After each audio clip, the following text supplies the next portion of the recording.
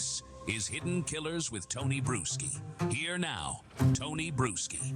James Andrew McGann, the alleged devil in Devil's Den, didn't exactly scream danger at first glance. In fact, his story begins with an unsettling sense of normalcy. Born and raised in Sand Springs, Oklahoma, McGann, known to friends simply as Drew, seemed destined for a life far removed from violent crime.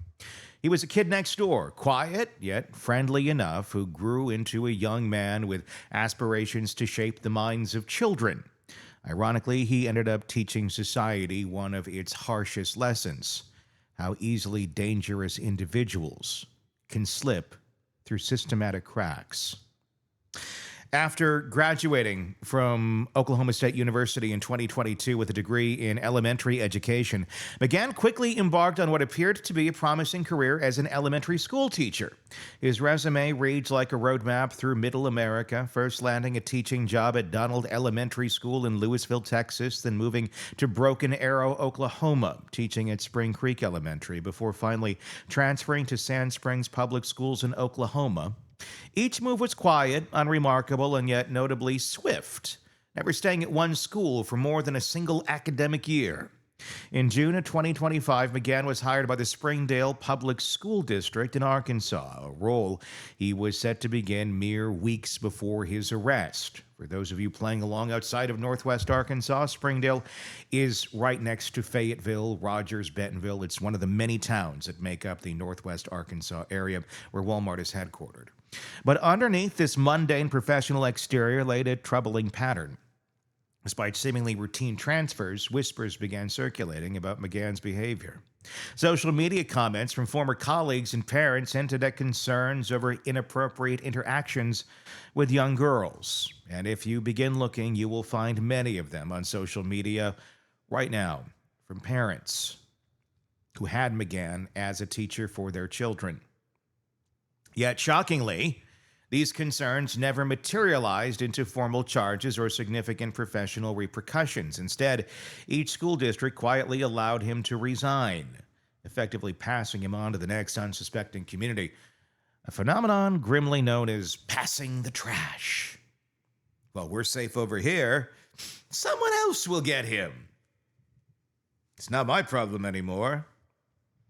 Unfortunately, that's how many go through life and deal with problems. The ease with the McGann transferring of states in which he traversed them, finding employment without flags or warnings, highlights alarming blind spots in our educational and criminal vetting systems. Background checks on McGann passed easily. They were strictly criminal, revealing no convictions. And without formal charges, internal complaints remained just that, internal. The lack of mandatory nationwide notification systems meant McGann's troubling past was left behind each time he relocated, resetting his history as though it had never happened, leaving the future and other unsuspecting children and individuals at his mercy. You figure out what's wrong with him and then move him on, if you're able to find it. The systematic failures that allowed McGann's behavior to go unchecked are distressingly common across this country. School districts, often wary of legal battles or negative publicity, frequently choose the path of least resistance by quietly facilitating the registration of problematic teachers rather than launching thorough investigations. Why? PR. Nobody wants to be the district that's firing the guy because he's inappropriate with kids. You don't want that in the headlines. You'd rather have a, well, he resigned. We wish him the best. Bye. And I get it. Nobody wants that sort of PR for their school. Nobody's going to want to go to your school if you're firing somebody for those reasons. You never see anything proactive in this area. You never see a school going, you know what, we caught this guy and here's what he was doing and here's why he's going away. No, it's always the victim speaking out first. It's always those who've already been victimized by these monsters that have to raise their hand and go, hey, here's what this person did to me. Can we do something about it? And even in many of those cases, it's let's brush this away silently so others outside don't hear about it. In Springdale, he had not yet been fully employed. He had not yet started his job. Police in many districts do not mandate reporting teacher misconduct to state or national databases unless charges are formally filed. It creates loopholes that individuals like McGann exploit with alarming regularity. Moreover, informal agreements and non-disclosure clauses and registration packages often prevent other districts from uncovering these troubling histories. Because why not have these sort of little non-disclosure clauses in there? Let's protect the school. Let's protect our reputation. Let's not protect the kids, right? You found a monster? Well, that's going to be somebody other's monster now that we've discovered we have a monster. They can go over here. We don't. It's messy. It's icky. Fast forward to July of 2025 is sunny. Scorching Saturday at Devil's Den State Park in Arkansas. McGann, dressed bizarrely in all black despite blistering heat, allegedly transformed a peaceful family hike into a horrifying scene. Clinton and Kristen Brink, out with their 2 young daughters, became targets in an unprovoked, brutal knife attack. McGann allegedly stabbed both parents fatally, leaving their terrified children unharmed physically, yet forever scarred emotionally. Witnesses describe McGann's demeanor on the trail as chilling, emanating bad vibes, as reported exclusively here on the Hidden Killers podcast, that would later haunt them.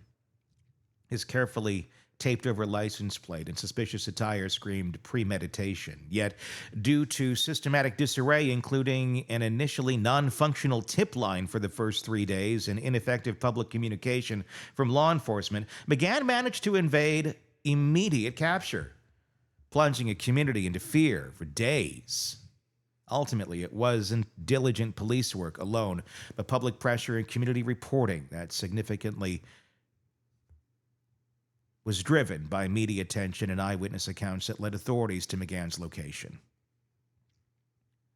Lupita's Beauty Salon in Springdale, where he was apprehended mid-haircut, charged with 2 counts of capital murder.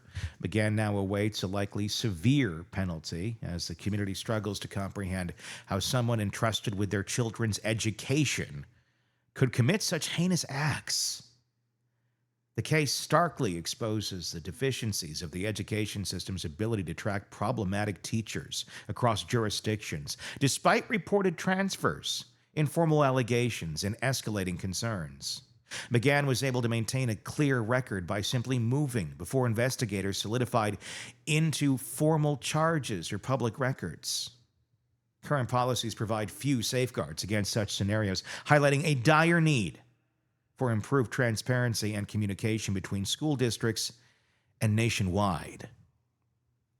Legislation aimed at addressing this issue, commonly referred to as passing the trash laws, has been implemented sporadically and inconsistently across various states. While some states mandate detailed reference checks and inter-district reporting of misconduct, many others lack comprehensive laws altogether, resulting in patchwork that allows predators to slip through unnoticed merely by crossing state lines.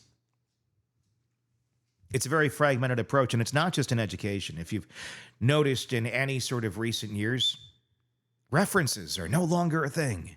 It's more so employment verification history. Did this person work with you from X date to X date? It's a yes or no question. If the answer is yes, okay, great. They're being honest with us. They said they worked there. If it's no, well, then we'll move on. But that whole, what'd you think of him? You know, the human aspect of it, the not just so black and white, did they check a box of physically being present? That's gone. That's gone in many areas of work in this country. Why? Because we need to protect the predators.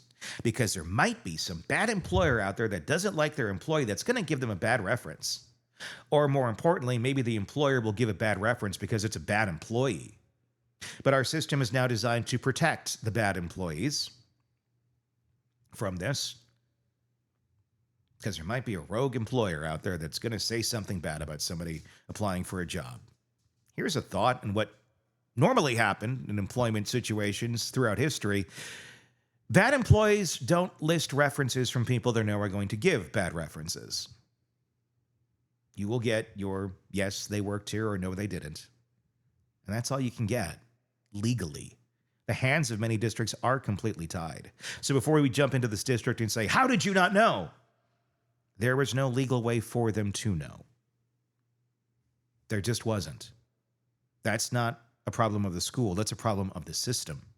That's a problem of the law. That's a problem of how we are in the state we are in this country.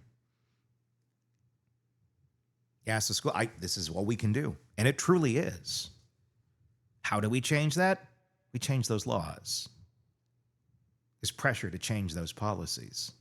We put pressure on the system to create new infrastructure that is more modern, that works with how we work today, where we can put red flags out on people because they deserve red flags, not because they always deserve second chances or third or fourth or fifth chances.